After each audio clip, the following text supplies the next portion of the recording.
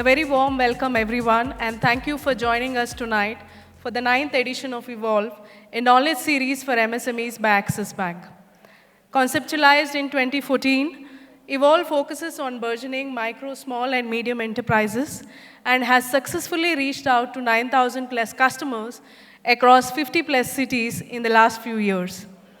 As a knowledge partner, we equip MSMEs with the new age strategies, case studies, operational know-how, regulatory and governmental affairs that impact their businesses.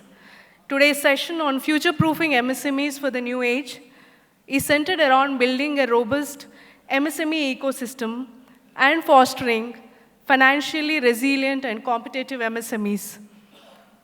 Before we proceed, I would now like to invite Mrs. Baisakhi Banerjee, Executive Vice President and Regional Branch Banking Head South 1, Axis Bank, to share her views on how bank aims to future-proof MSMEs for the new age businesses through its various propositions.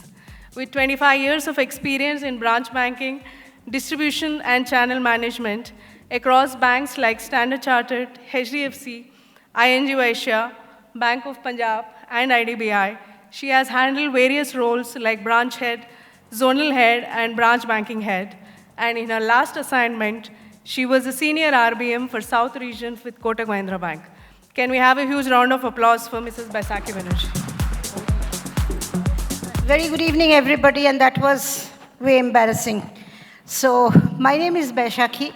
I head the team in this part of the country for retail, and all the branches that you see and all the near goof-ups that you see is courtesy my team. So that's the original introduction. So thank you once again. It's an absolute pleasure to be standing in front of all of you. And I think we can jolly well measure the love and affection that all of you have for our bank to be present on a Wednesday evening, braving the Bangalore traffic. So once again, thank you very much. And it's an absolute honor to be speaking to all of you. Your bank is now 30 years young. We started the journey in 1994. And today we are a very strong team of 1 lakh employees, 1 lakh plus actually, 1 lakh 4,000 odd. 1 lakh employees, 5,700 branches, 16,000 ATMs, near 5 crore customer, and 15 lakh crore of balance sheet. I think all of that, and 8 international offices. All of this could not have been possible without your trust, support, and patronage that we have been receiving for the last 30 years. In the state of Karnataka, we are present in every district. We are around 349 branches, around 1,200 ATMs, 6 loan centers, and in the city of Bangalore, we are there wherever you need us. We are 229 branches. Total business of almost slightly over 1 lakh crore and 45 lakhs customer. So that's a testimony to the journey, to the support of each one of you, which has brought us where we are today. Our recent acquisition of Citibank makes us even more strong in terms of our products and proposition and customer delivery. All these statistics that I spoke to you right at this moment is available in public domain, but I just took the liberty of stating them once again, just our way to say thank you to each one of you for making us who we are today. As a bank, it has always been our endeavor to partner with our customers in every cycle of their life, be it in creating wealth as an individual or meeting your dreams, dreams as a consumer, dreams as a corporate, or dreams as an MSME. Understanding your need and designing products and proposition has been always our philosophy. Keeping that in mind, we have curated products for every sphere cycle of your life, be it a minor, be a student, up to senior citizen. Whether you are a corporate, individual, salaried, large corporate, individual traders, for every person, every financial need, we have a product for you. And the testimony of our product proposition is our very newest entrant in the individual space is our product for women of our country called Arise. We also realize and understand that only financial need is not what is expected today. So you also need lifestyle services. You also need products which will help you in your purchase, in your travel, in your mental well-being, fitness. Our products and proposition helps you or supports you to get all of that through your relationship with Axis. We cater to your post-retirement requirement through our NPS and pensions savings scheme. Our various proposition across MSME, mid-corporate, large corporate caters to the needs for loans for those entities, which we are going to speak after me. My colleagues are going to take all of you in details. But on a nutshell, we are there for you at every part, cycle, move of your life. Our endeavor has always been to be one umbrella under which you will get all financial needs met. So you have your bank, you have the Axis AMC, you have Axis Securities, you have the new entrant, which is Axis Max Life, you have Axis Capital and Axis Trust. The building block of our organization has always been standing on the pillars of our values, which is customer centricity, ethics, ownership, transparency, and teamwork. We not only practice that internally, but we promise that for our customers too. We also understand that products can always be copied. It's always more or less a me too. We try to be distinctive in our approach. And one such approach of Axis Bank, your bank, has been our presence in Bharat Bank. We want to be in Bharat, for Bharat, as much as we are for India. Hence, we work extensively with the rural community to ensure that every part of India gets not only financially literate, but also gets access to deposit, finances, loans for all stratas of our society. Not only do we have a very strong presence through our branches, but we also work very extensively with VLEs and CSEs in the rural part of our country.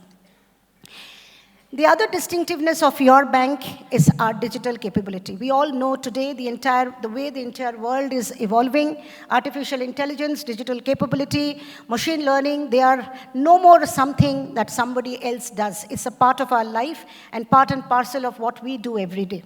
Your bank has been pioneering in many such endeavors where we bring artificial intelligence, our digital platform for servicing our customers and rendering products, proposition, which are required for all of you.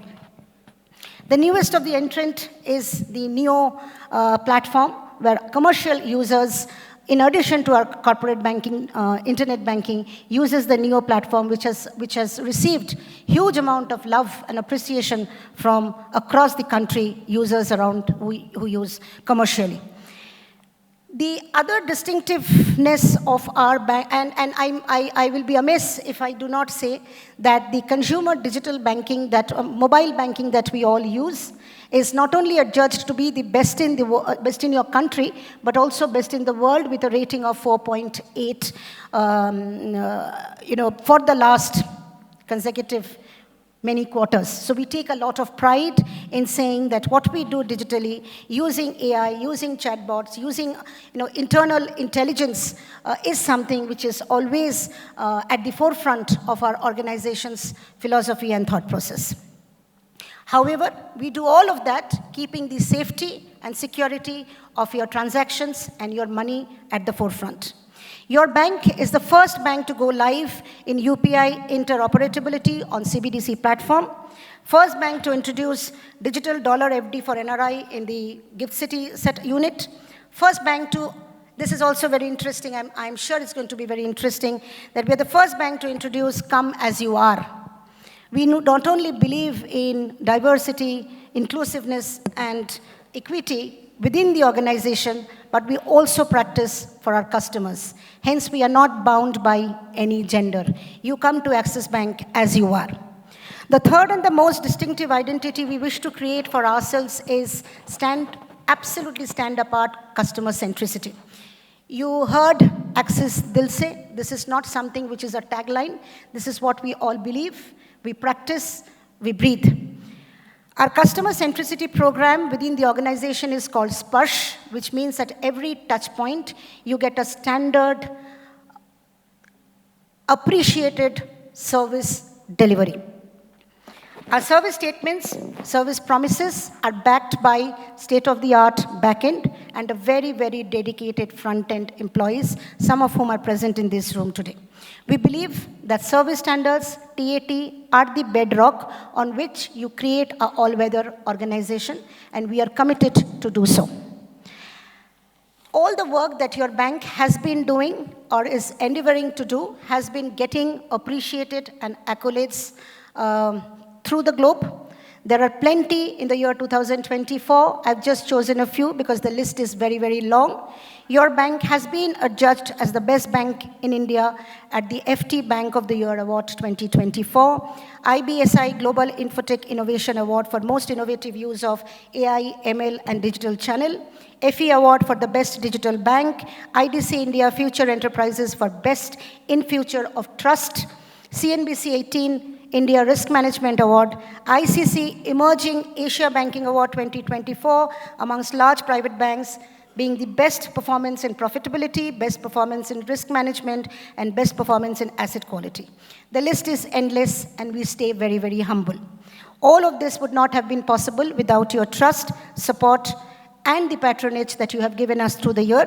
We are working as a team to walk alongside you in fulfilling your dreams. Please join the walk with us. Thank you once again, and it has been a privilege to be standing in front of you and making my statement. Thank you so very much.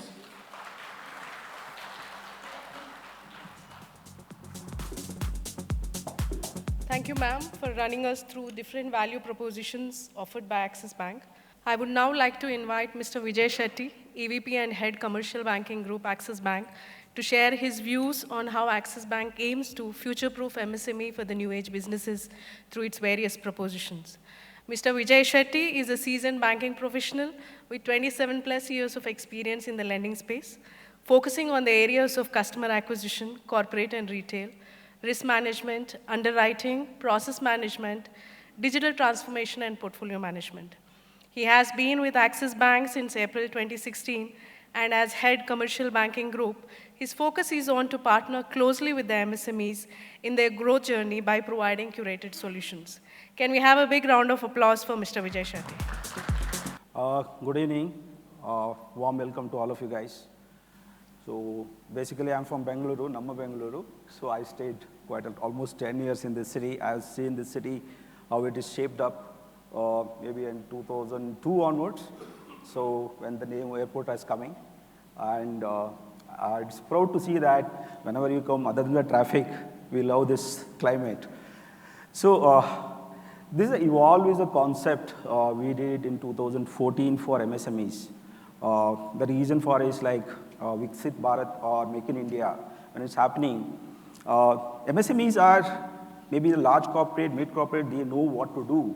When I see that small, micro, and informal MSMEs, the knowledge and change in the across India and the world, which is very difficult to understand for them. That's one of the reasons today, when we see that today, even the micro, small, medium customers are here, and they can get a knowledge from this event so that they can apply in their business. For us also as a bank, we get your information, your inputs, that will help us to drive our business. I think Vaisakhi mentioned about we have 5,000 plus branches where we can do across these branches, MSME can come and avail the facilities. Just to give a landscape of MSMEs, like we have almost 56.6 millions of MSMEs, registered MSMEs. If you see the informal MSMEs, around 330 million, which is not registered, but they do business in India. And that maximum 95% are micro, the balance is medium and small. With the new guidelines, this will become, I think, almost 98% of the Indian MSMEs will be micro. That's the strength of the MSMEs, which is in the bottom of the pyramid. They want to grow, they are aspiring it. When I see the Karnataka as a state, this is the third largest state where it contributes to the Indian economy. It is almost 8.2% of the Indian GDP. The Karnataka contributes. In that, IT is the major thing. Then biotechnology and aerospace and engineering. I think almost major segment they cater here. I think it's very critical for, and that's one of the reason I think Bangalore segment in the commercially, when I see that real estate or any segment in Bangalore is booming up. Axis Bank, if you see that, we are completely focused on the MSME. We have almost 2.3 lakh crore book in MSMEs. In that, we are growing almost 29%, where industry is growing around 14.4 in the private banks. And last 4 years, we are growing almost 11.7%. Micro is the segment when I'm talking about why it is growing faster, because I think it's a segment earlier, the digital footprint was not there. As a bank, we are not able to underwrite those customers. That's one of the reasons we could able to underwrite now. That's one of the reason every bank or NBFCs are able to cater to that. The reason, like the government initiatives, when I look at it, whether it is Aadhaar, GST, account aggregator, the segment where we can know the customer better, bank is able to underwrite. I give one example in terms of digitally today, as a bank, we can underwrite the customer across all branches within 3 minutes, and we can disburse the loan. It's an unsecured business loan. We disburse almost 750 crores month on month. And then almost 4 lakh customers are available this facility. See, earlier like SME, anybody want to take a OD or a loan, term loan, the entire balance sheet is required. Today, up to 10 lakh or 25 lakhs, we can underwrite completely digitally. Government is also coming up with the CGTMSE scheme or a subsidy which is helping the MSMEs. If you see that the recent guidelines, earlier it is up to 5 crore, now it is moved up to 10 crores of CGTMSE. One highlight, maybe I need to explain how the government, MSMEs are getting benefit. One of the customer who availed 5 years back, a 70 lakh customer, in the last Shark Tank, he came up and presented his story, and now he's taken 2 crores kind of a limit, and 2 sharks had invested a valuation of 50 crores. So when he started, he didn't have a collateral to give it to the bank. So I think the government is facilitating the MSMEs. That is helping all the MSME to grow in our business. As a bank, we have complete solution for the bank. I think any customer walk into our branches, we should able to funding, whether it is a 50,000 loan or 100 crores of limit. And we have a complete solution in terms of the lending. The 2 ways of looking at it, one, it has to be ease of doing business, whether it is onboarding the customer or the service. I think onboarding the customer, when you see that, and whether it's a working capital or equipment or a medical equipment, we have a lot of segment where we can cater. In terms of the same thing, when it comes to somebody want to go for IPO, somebody want to have a private management, a wealth management, we have a solution for that. Today, when I see that we don't have to go and meet the customer and collect the document. I think COVID has given a lesson to all of us. When we started, COVID started, the entire business is shut. And that's one of the reasons everybody started going back to the drawing board and understanding how we can run the business and how can BCP can be set. So I think that's one of the learning, and we could able to do that digitally, completely. Transformation happened within the bank also. Today, when I see that any customer, he don't have to walk into the branches, and he can end-to-end, he can do a digital journey in terms of the lending, whether it's a OD or a term loan. I think Neo for Business, I think there is a stall we have given it. It's more on a technology platform where end-to-end you can take the service, whether it is a payroll or whether it is a bank guarantee. All the things can be serviced there. My request is to go and experience that journey. We have launched 2 products. One is MCA product. MCA product is where end-to-end, along with the current account, a QR code and the loan can be dispersed end-to-end within 3 minutes. It's a new product. Last month we have launched. I'm sure this will help your distributor or a supplier. It's a ticket size of up to 20 lakhs, we will do it. Currently, we are at 10 lakhs kind of a ticket size. And this will help all of you where the smaller segment of the customer, they don't have to run for end-to-end for a transaction or a documentation purpose.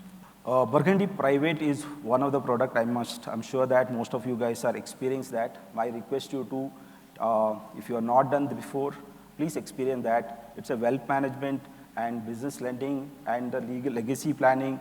I think personal banking, everything in one basket is given that. My request you to please reach out to your RM and experience that. Today, there are eminent speakers are there. There is a panel discussion. What we are trying to do here, there are the learning from the speaker you can implement in your business. I'm sure today's event will be useful to you. And thank you for coming here and gracing this occasion. Thank you. Thank you, Vijay, for such an insightful presentation. We all know how critical it is for a business to not only understand the immediate factors that can affect it, but also understand how the market outlook can impact their growth. Today we have Mr. Brijesh Chalil, EVP and Head Treasury Market Sales, Axis Bank, who will share his views on the current market outlook. Mr. Brijesh has an extensive experience of well over 2.5 decades in the banking sector. He started his career with ANZ Bank before going to join Standard Chartered Bank, where he worked for 20 years and was the Executive Director for Financial Markets. He joined Axis Bank in early 2020 and currently heads the Treasury Market Sales vertical. During his Treasury stint in over 25 plus years, Brijesh has run Forex and derivative sales, headed e-com, built the money market, and worked on structured financing solutions. He has a strong network across banks, corporates, and institutions, and is an active participant in the treasuries and the market world. Can we have a huge round of applause for Mr. Brijesh? Good evening, ladies and gentlemen, and welcome again to the 9th edition of Evolve at Axis Bank. You heard Baisakhi and Vijay. So first of all, thank you all for, of course, braving Bangalore traffic, but more importantly, being here and allowing Axis to partner with you in some of your amazing journeys. The title for today is Future Proofing MSMEs. Most of you know your business, obviously. We are not here to teach you about your business, but I think the idea is to partner with you, and maybe over the next 10, 15 minutes, I'll try to give you a bit of a global overview, which might help you navigate some of the speed bumps coming up. My first slide, I've tried to kind of pictorially cover what's happening globally. It's been a bit of a bumpy start. It would have been lovely to say Happy New Year at the start of the year, but we've obviously started with US elections, Trump coming in, the world literally on tenterhooks, which still continues, and we've got a few slides to cover that. We got out of one epidemic, and I think every year you hear of new epidemics. GBS has been, around now. We thought AI is here to change the world. We had Meta, Facebook spent so much money, and then, Chinese AI DeepSeek came and disrupted markets again for us. We have trade wars. We had, our own Prime Minister go out and meet Donald Trump. We still don't know the final outcome. So I think it's fair to say that it is definitely a kind of volatile start to the year, and most of us are in markets, and you've seen what's happened with equity markets, with dollar rupee. We'll cover those also in the few slides, but I just wanted to kind of start up by telling everyone that we definitely believe that it's a volatile start, but hopefully, towards the second half of the year, we do think that things should kind of normalize. So let's start with what's happening in the US. They say that if America sneezes, the rest of the world catches a cold. And I can't think of better times to kind of define this. We've seen American supremacy in full display. We had Donald Trump come in. He started with whatever he promised. We heard Baisakhi talk about diversity and all of that. I mean, the US in some sense is working backwards. They're fairly clear that they're reverting on gender definitions as well. We thought climate change is happening with what's happening in California and the rest of the world, but I think they're rolling back on some of the energy policies. It's drill, baby, drill for now. Immigrants, obviously America is a land of immigrants, and I think H-1B visas are the reason today, America has a Silicon Valley, but I don't think they're touching that, but I think illegal immigrants going to be a touchy topic. They're going to lose about 1 million people whom they're going to push back. So that's what he just started on day one. And I think in the last 30 days, we've seen the latest, which is 10% tariffs on China, 25% tariffs on iron and steel. There's a sword hanging over Mexico and Canada's head with another 25%. And then there's Doge. We all kind of admire Elon Musk for what he's built with Tesla and SpaceX. But it's a completely different ballgame when you bring, let's say, startup culture to government establishments. I think the thought process is ambitious and good. They plan to save anywhere between $1 to $2 trillion. But they've gotten off to a contentious start. I think the individuals running Doge are about 5, 6, fairly young, folks. So I don't know how that's finally going to play out. They've started with US Aid, which is a government agency, 40 billion, about 14,000 employees, reduced to 300 overnight, right? The whole federal workforce has already been announced. People used to talk about voluntary retirement schemes. They've been offered that. 5% of the US federal force has already taken it. 75,000 people are out. I don't know what will happen to the rest because they have some plans. And I believe he's now going behind Fort Knox and a lot of other things. So I think volatility is here to stay. And guess what? It's not even been 1 month since, Donald Trump 2.0 is in town. We have on the other side, obviously what's happening on interest rates, which does impact currency markets. So that's Jeremy Powell, who's managing the US rates and the Fed cycle. Over the last, I would say, 6 months, the US gave us almost 100 basis rate cut. Today, US rates are around 425, 4.5 band. The last FOMC that happened was a unanimous no cut. So they've kind of held that. So I'll just quickly show you those two graphs. So if you see the one on the top, that shows where the world was expecting US rates to be. So if you see in the beginning of the year, people were expecting rates to be much lower, people were expecting a lot of rate cuts. Today, people are expecting it's at 390, 95, and US rates are at 4.25. So people are barely expecting one cut, which is reflected on the graph below. Today we are at 430, and people over 2 years are expecting 2 cuts. One cut this year, one cut next year.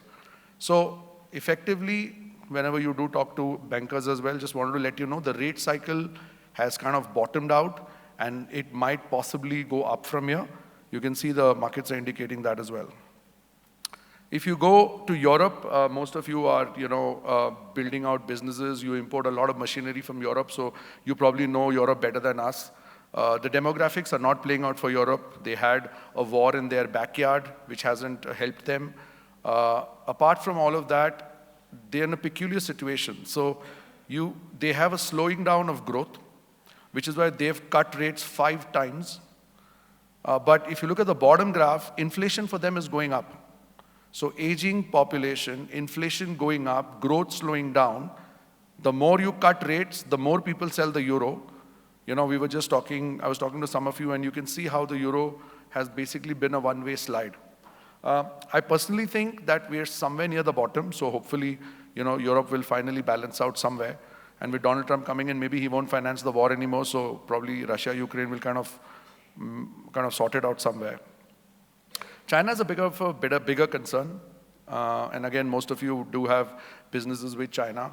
And why this impacts us is what you should know. First, on the numbers, they've basically delivered 50 basis cuts again. So the world has kind of finished its cutting cycle. I think differently for China, they've announced a huge stimulus, but they're waiting and watching to see what US is going to do on them, because 10%, and if that tariff goes to 25%, then China will react. But meanwhile, they have a bigger problem back home.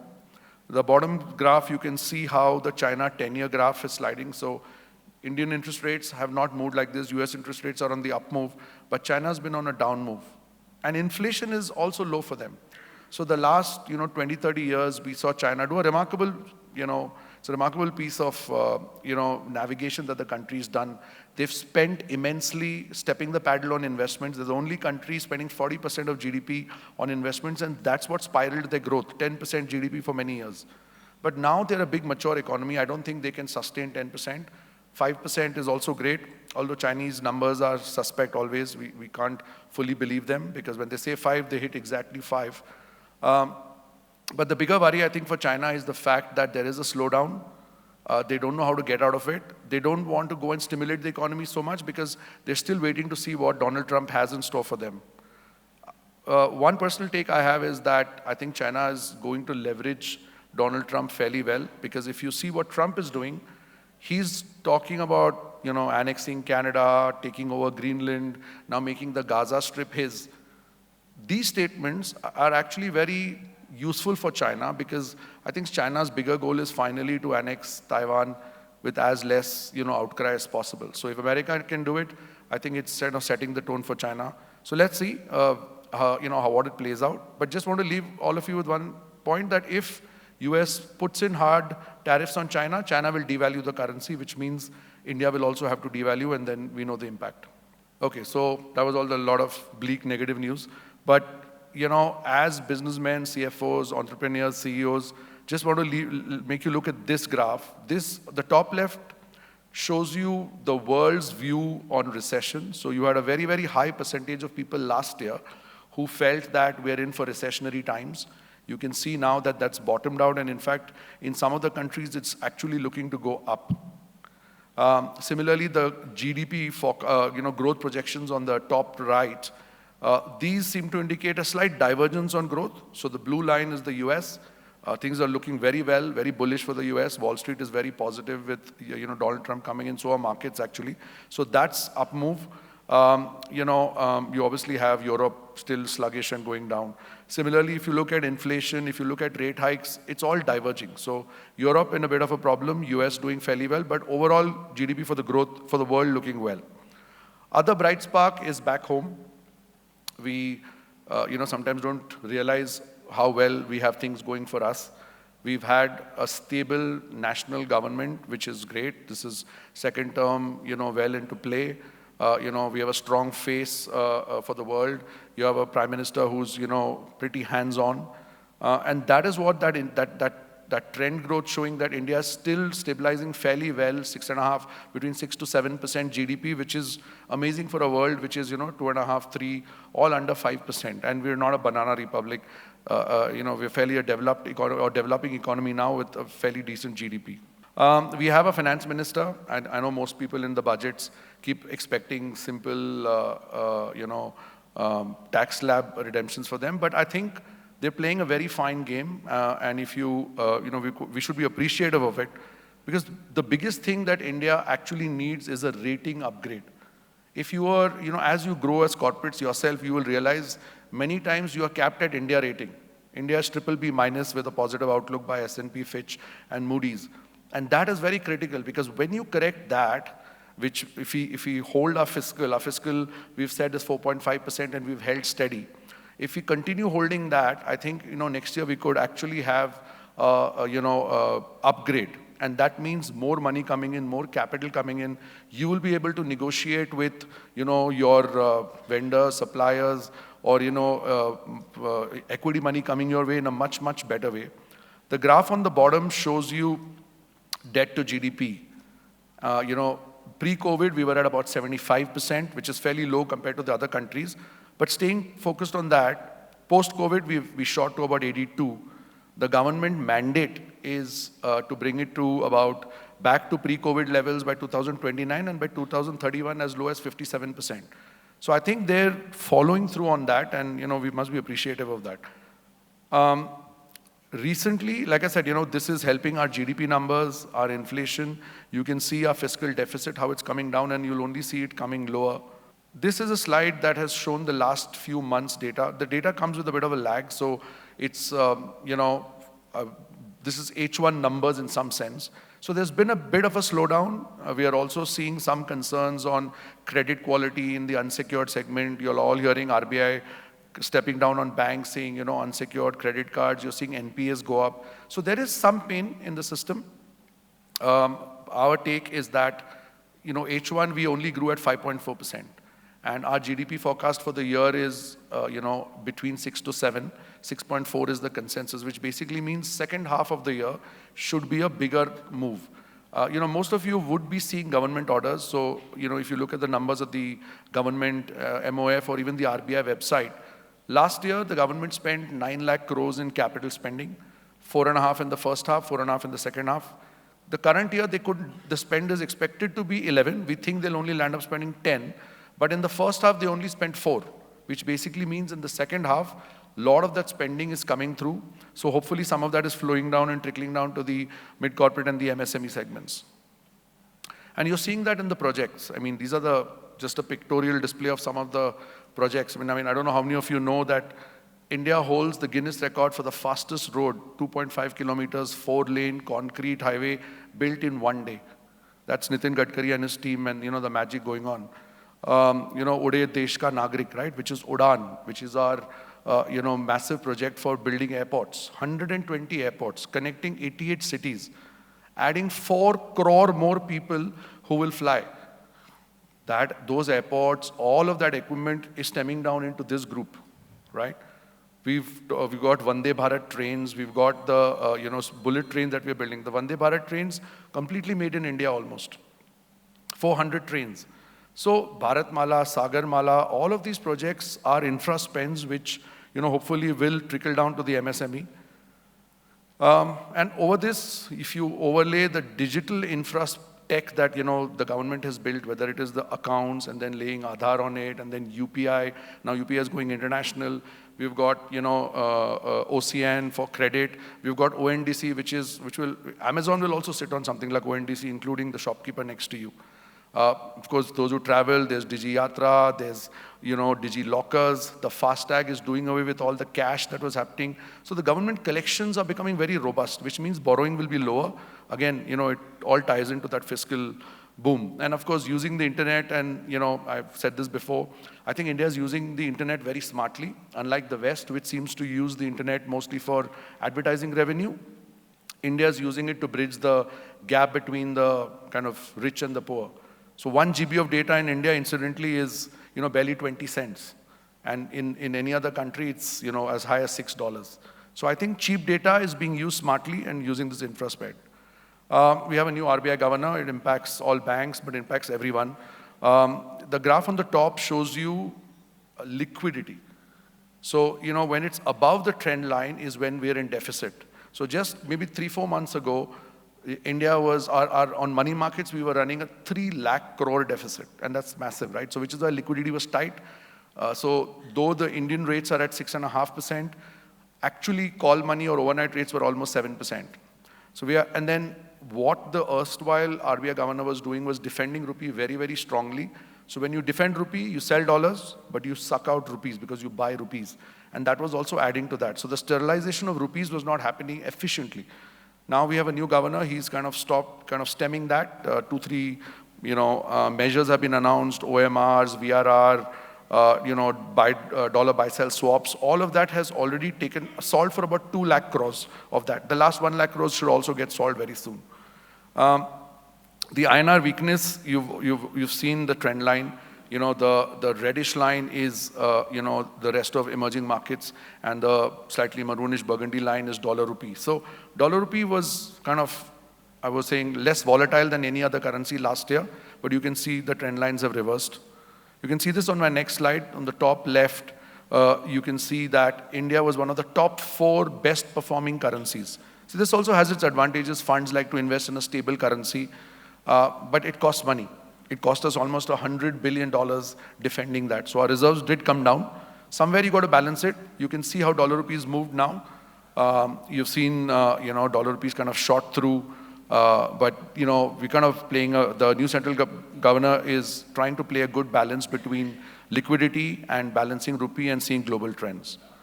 I'll just move to this, second last slide, which is on the Dolex. This is something that you should all track, which is where the dollar index moves. So it's the dollar versus the rest of the world. You've seen a and every time there's a crisis, which, for example, Trump now coming in is a bit of a crisis. So the Dolex is high. And when the Dolex is high, everything else is weak. Rupee, emerging markets, oil, gold, you've seen it. Gold is, of course, because of another trend moving up. So the Dolex is something that you should watch out for. Hopefully it should normalize once in a couple of months. So just to summarize, we're seeing a definite political shift towards right, probably far right. We saw it only in some countries, now you're seeing it globally. Self-reliance, Atmanirbhar is not only an Indian word now, everyone's doing this. So deglobalization is taking center stage, which means inflation effectively. The dollar index, as I told you, it's been on a long time rise. Hopefully in the midterm it should normalize. Euro USD, I've said, should bottom out hopefully.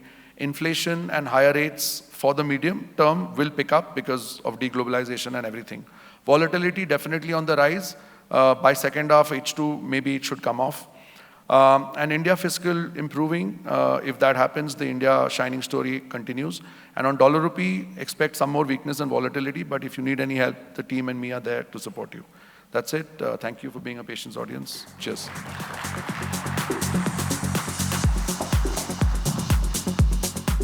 Thank you, Brijesh. That was an extremely insightful presentation, which quickly covered the gist of the current market trends. Successful businesses are not built overnight. There's a lot of thought and learning which goes behind fine-tuning and perfecting every step. We understand that, which is why today we have Mr. Prashant T.S. moderating this highly engaged panel discussion on future proofing MSMEs for the new age with our guest panelists, Mr. Ankit Patel, Mr. Akash Puranik, and Mr. Gurmukh Singh Rupra.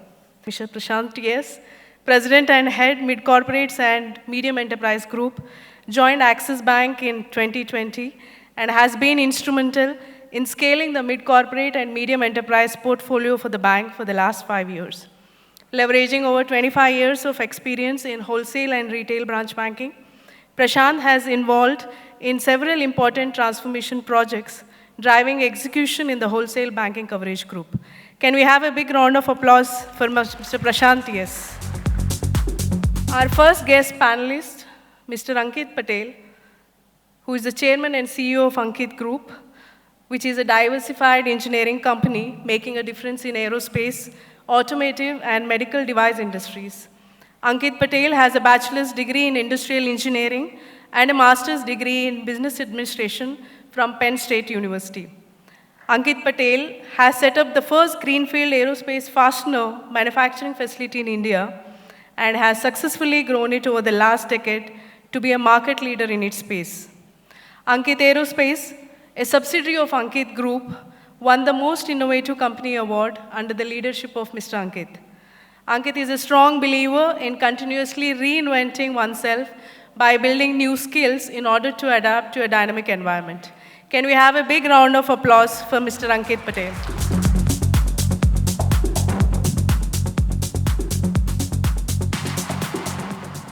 Our second guest panelist, Mr. Akash Puranik, is a seasoned professional with over 26 years of experience in the pharmaceutical industry. He has a proven track record of success in entrepreneurship, marketing, and team leadership. For the past 10 years, Akash is leading Symbio Generics India Private Limited as promoter, managing director, and CEO. Prior to joining Symbio Generics, Akash spent 16 years at Biocon, where he held various leadership positions in the marketing and sales.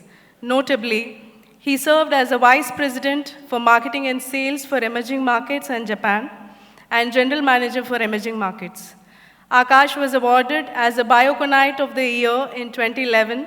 He was among the key leaders to spearhead the growth of Biocon across the globe. Can we have a big round of applause for Mr. Akash Puranik?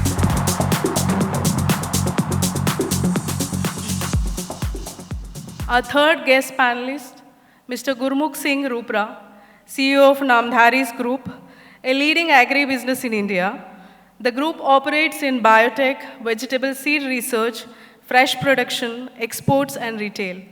They serve over 10 lakh farmers, export 3,000 plus tons of produce, and have 80,000 square feet of retail space in Bangalore and Hyderabad. He holds a bachelor's degree in actuarial science and finance from Drake University, USA, and has previously worked with PwC and Pantheon Ventures in the UK, before becoming the CEO of Namdhari Group in 2016. Under his leadership, Namdhari's group has expanded and diversified, focusing on the sustainable development and ethical practices. He has fostered strategic alliances to enhance the group's global presence. Can we have a big round of applause to Mr. Gurmukh Singh Rupra? Over to you, Prashant. Good evening, everyone. Thanks, Ankit. Thanks, Akash. Thanks, Gurmukh. So starting off the panel discussion, Ankit, I'll start with you. Could you share your journey with us? What did you originally think starting with, and how's it going? Has the vision changed, and how's been the journey? Thank you for having me out here. And we've been customers of Axis Bank from 2008. Sure. The journey has been difficult. The vision has changed over the years. Sure. But it's been a fun journey. Great. We started our business in a point where a lot of restrictions were there on the country. And just navigating through that has helped us scale it up significantly. One of the things also was the amount of technology that has come in over the last 10 years or 15 years. And I think that has driven business significantly for us. Visions change based on opportunities. Yes. Now we more focus on values. Sure. And how do we take our values to different markets? And that's been the way we've been growing. Wow. Good, good. Akash, coming to you, starting off as a professional and becoming an entrepreneur, I think many people dream of it. At least it's been my dream, and I've somehow not been able to come out of the rat race, what they call.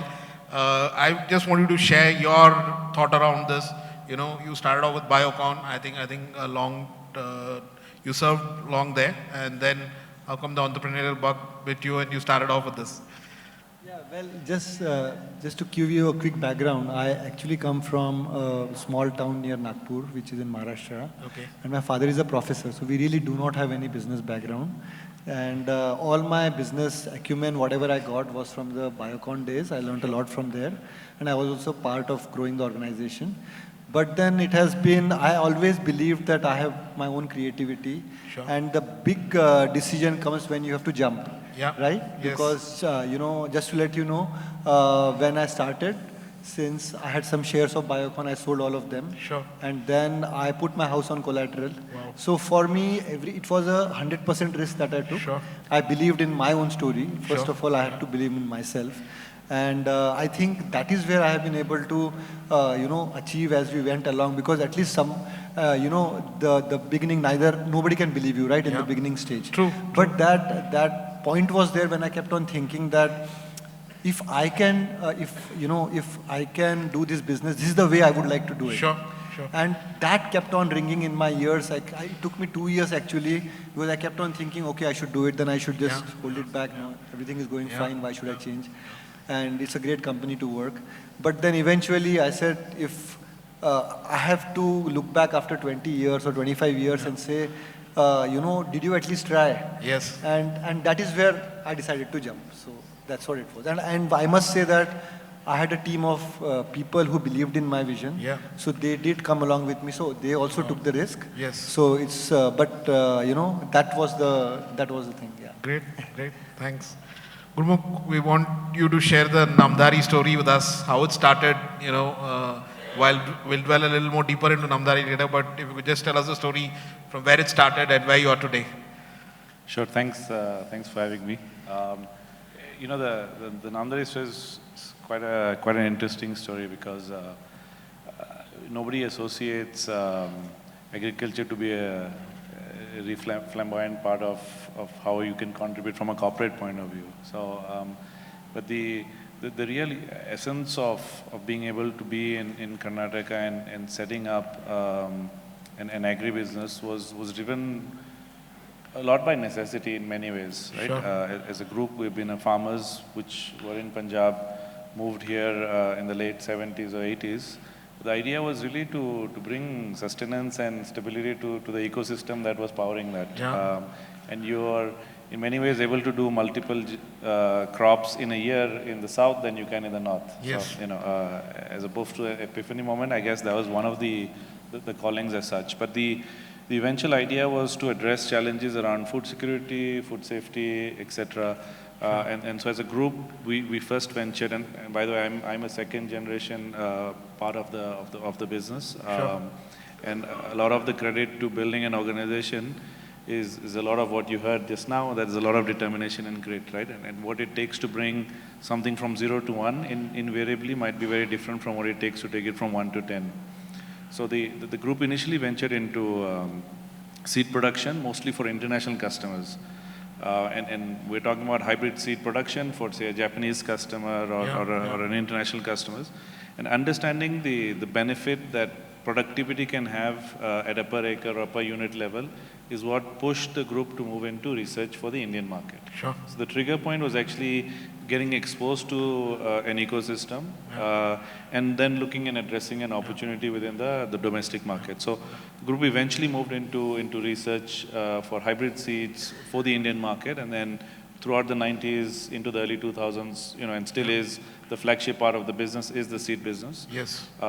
Because of a lot of international contacts and international exposure, there's a lot of demand for highly standardized quality produce from India. Yeah. And that's the reason, again, very opportunistic, moving into production and export of that produce to Western markets. Sure. So as a seed company, we're a seed company, we're a production business.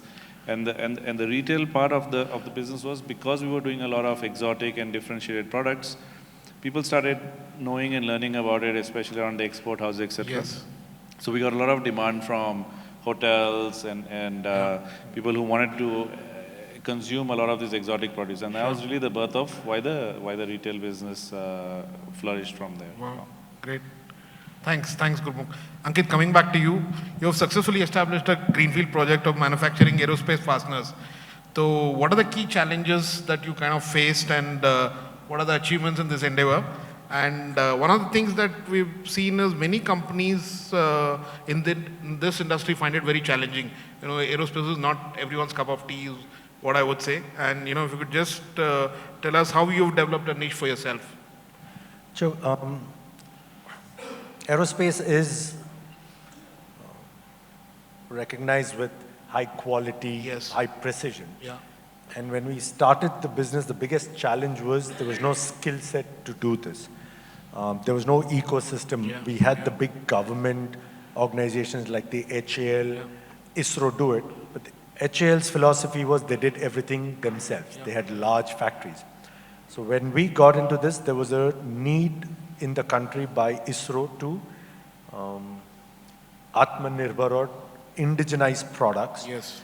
Because of what happened in 1998, India had a second nuclear blast, and there was so much sanctions that India couldn't buy a screw and a bolt. We make small screws and bolts, Sure. but that holds every part of an aircraft, missile, spacecrafts together.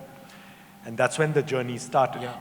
So a couple of challenges that we had was, we had no material. I remember going and begging people in France, in US, to give me titanium. Yeah. And people didn't know where I came from. I remember going to Russia and trying to figure out how do I get material. Sure.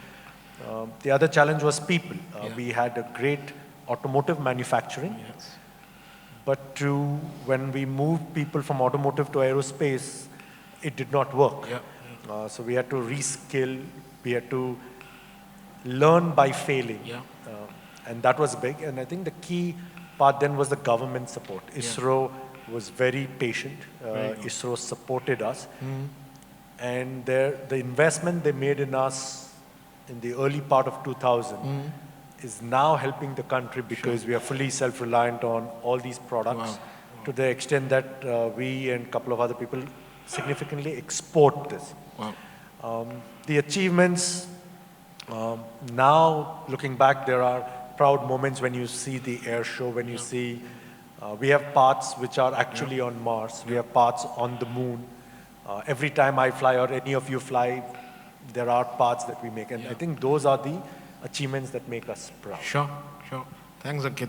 Akash, coming back to you, I think, you mentioned to us about selling your Biocon shares and mortgaging your property. And one of the things that I've seen is you kind of raised equity pretty early, at the starting stage itself. So what's your advice for MSMEs? When is the right time for people to look at raising equity? And what was your thought when you raised it so early?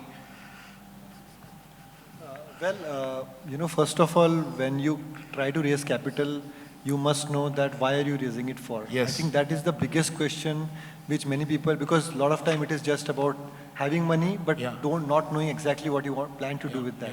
So in my case, for example, I didn't have enough funds to build up my own manufacturing facility. But when I left Biocon, I was clear I want to be a manufacturing setup, which is going to go global. There was absolutely no question about that in the mind.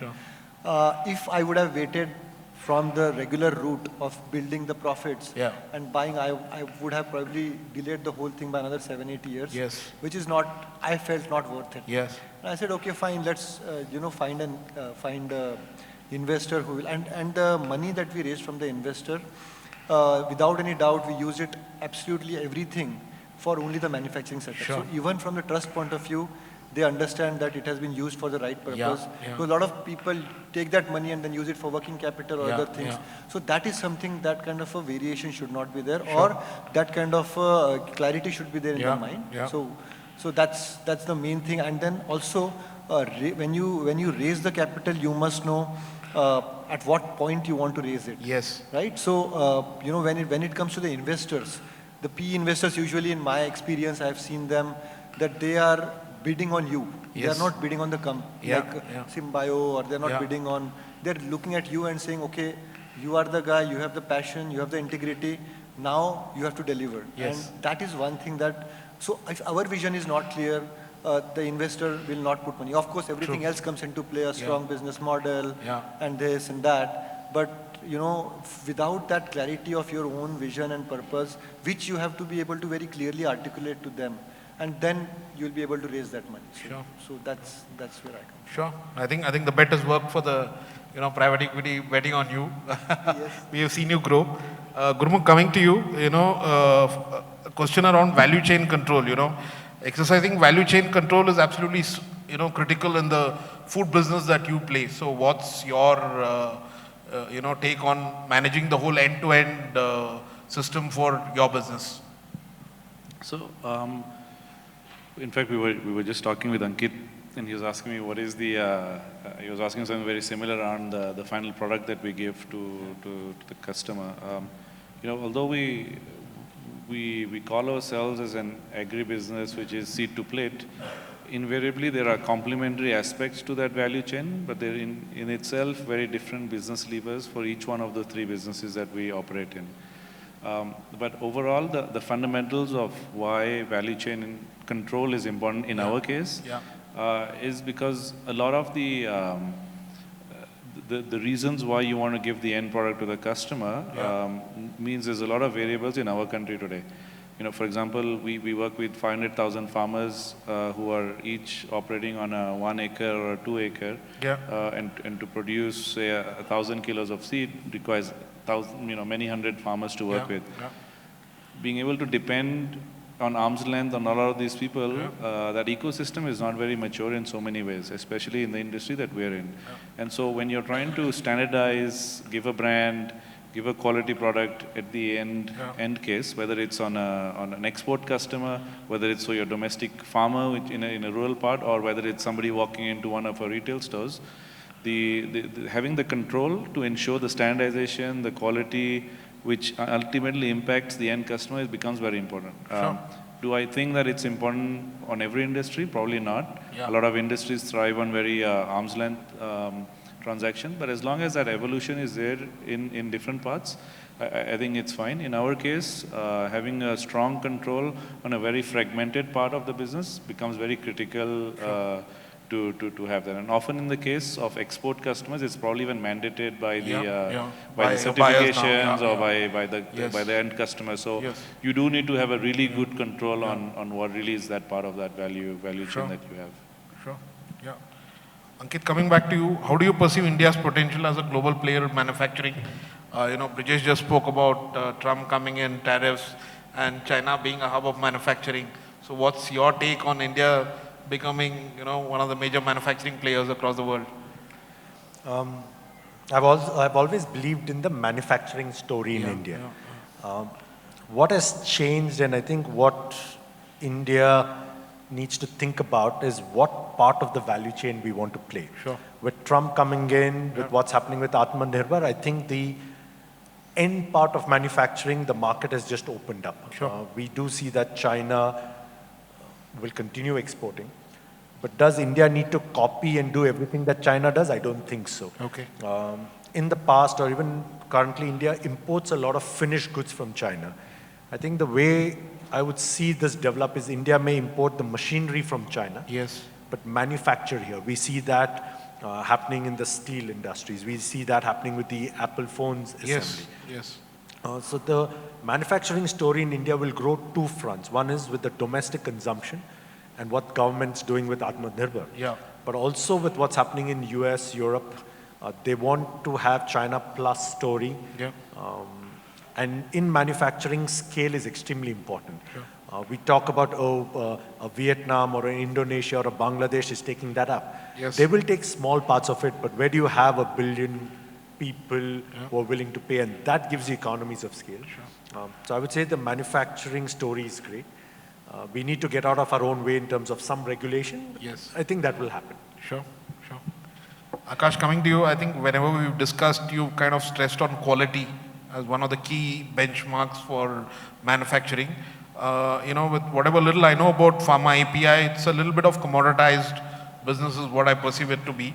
How did you carve a niche for yourself in this commoditized business and your view on quality, which you always speak about? Well, first of all, it being pharma, quality has to be there, right? There's no option but to have the quality. Yeah. But also it depends, like you said, the competition.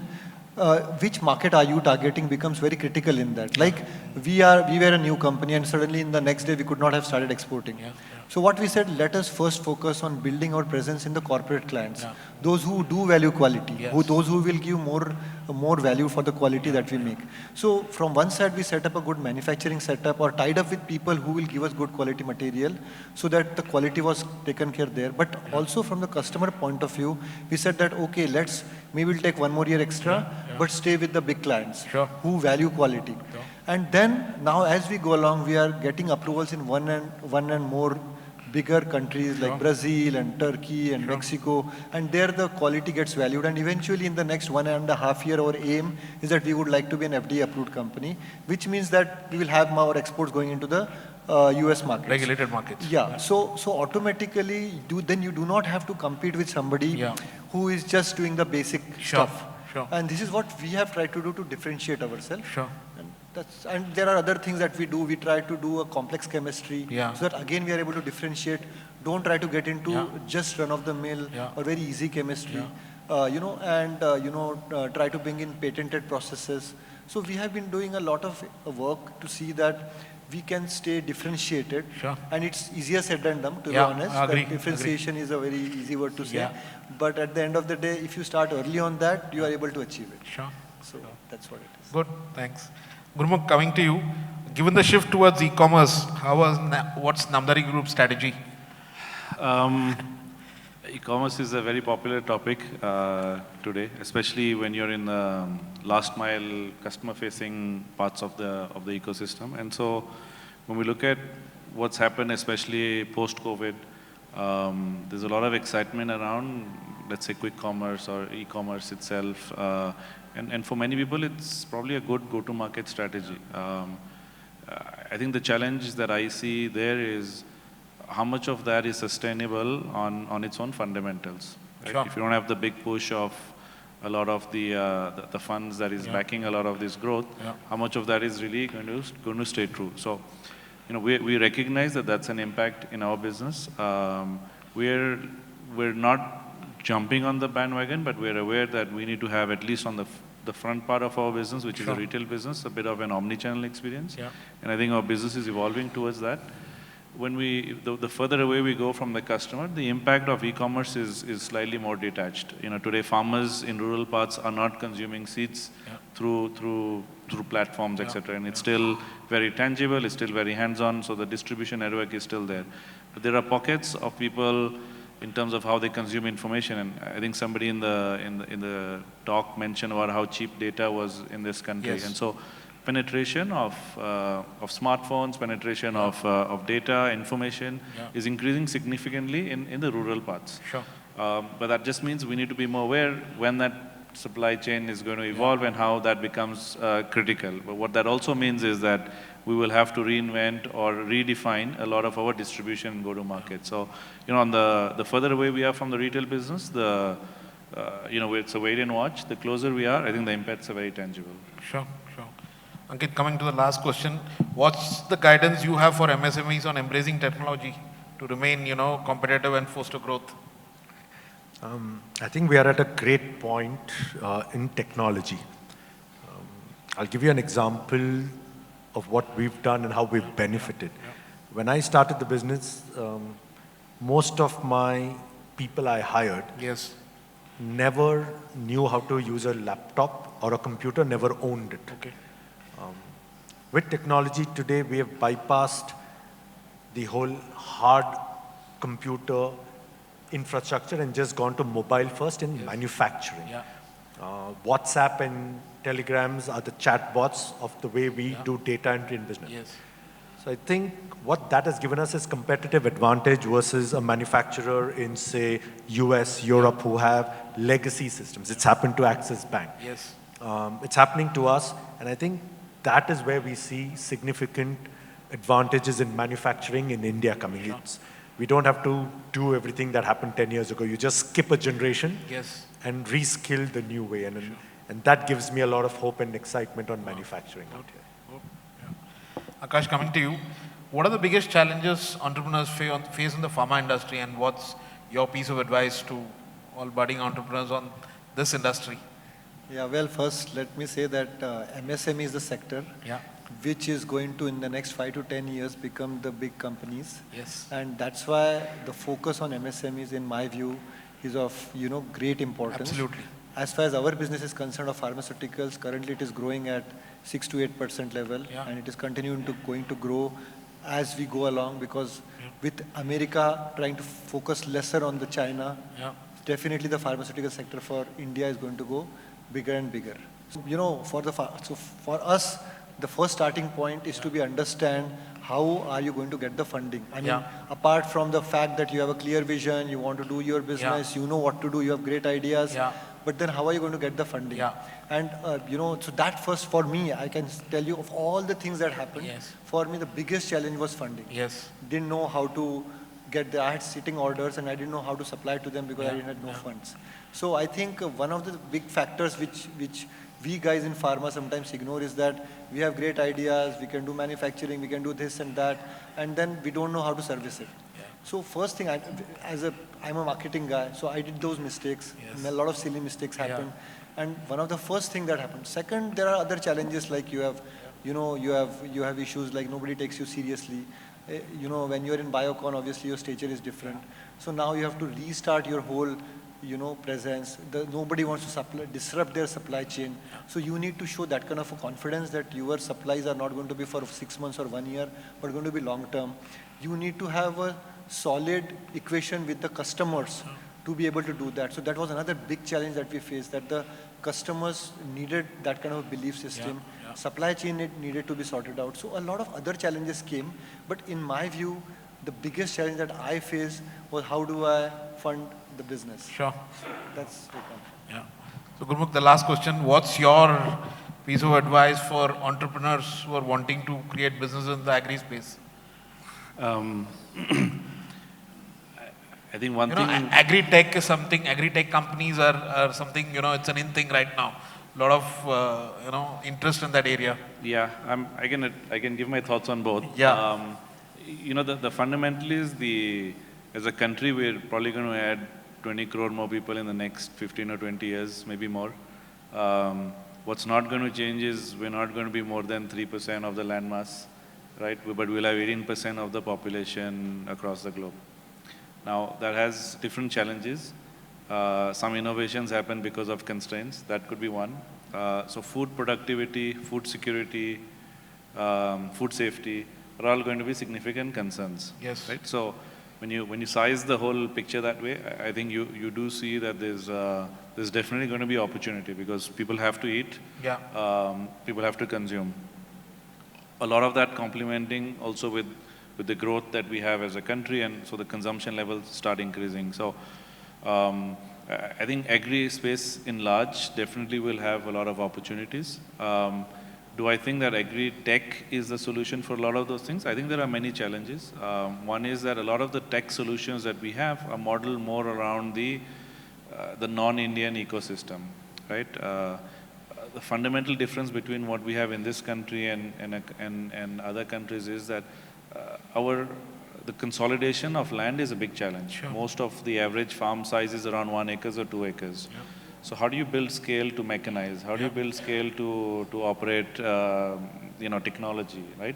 True. So we need to find India-specific solutions for a lot of those. I think there are some interesting things around drones and drone technologies, but mechanization will become a big challenge. And if you cannot mechanize, in many ways you cannot improve productivity because some of the needs there become problem. Even though we are one of the largest populations in the world, I think labor and labor-related things are also becoming quite challenging. Yeah. So there are also going to be opportunities around solving some of those. Fundamentally, to me, it's less about just jumping on a bandwagon of technology, but it's more about finding what solutions are really solving real-life problems. It's not about picking a solution somewhere in another country and trying to apply it in Indian ecosystem. I think the solutions need slightly different. And generally, there are not very many success stories around the agri-tech ecosystem in India. So the variables are tremendous. The market and the supply is very fragmented. But it is an opportunity, and I think a focused strategy to me makes a lot more sense. Just that we are diversified in multiple things, I don't think is always the right strategy. I think we're finding ourselves to be at a crossroads where we need to find one horse that we need to bet on. Yes. And as the country changes and as constraints start happening in, everybody is getting well funded or there's a lot of funding coming in. And so it is going to create some collateral damage. Yeah. Right? Somebody's got $100 million can learn something that we have learned in 30 years, in 2 years, because he has the cost to bear and learn that. So I think that's where I see the thing. So the overall ecosystem will benefit. Today, the consumers are reaping the benefit of quick commerce. Yeah. But we're having a tough time, right? And equally, I think in the agri space, there's going to be opportunities, but I think we've got to really look at what is really solving a problem as opposed to what is just an aberration because of some fancy tech. Sure. Thank you, Gurmukh. Thanks, Ankit. Thanks, Akash. Thanks for coming on the panel. And thanks, everyone.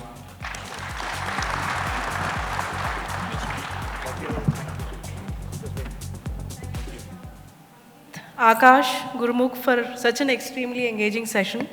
With this, we come to an end of today's session. I would like to call upon Mr. Vijay Shetty to hand over the mementos to our esteemed panelists. Mr. Ankit. Right.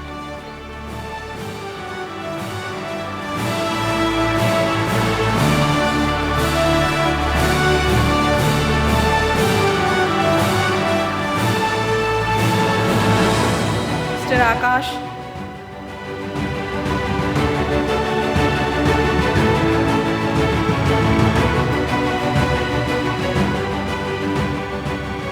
Finally to Mr. Gurmukh.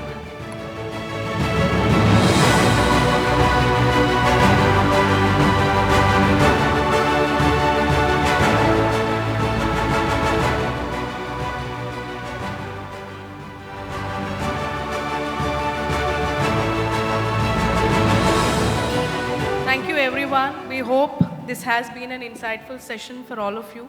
I would like to extend very special thanks to all the speakers for sharing their views on future-proofing MSMEs for the new age.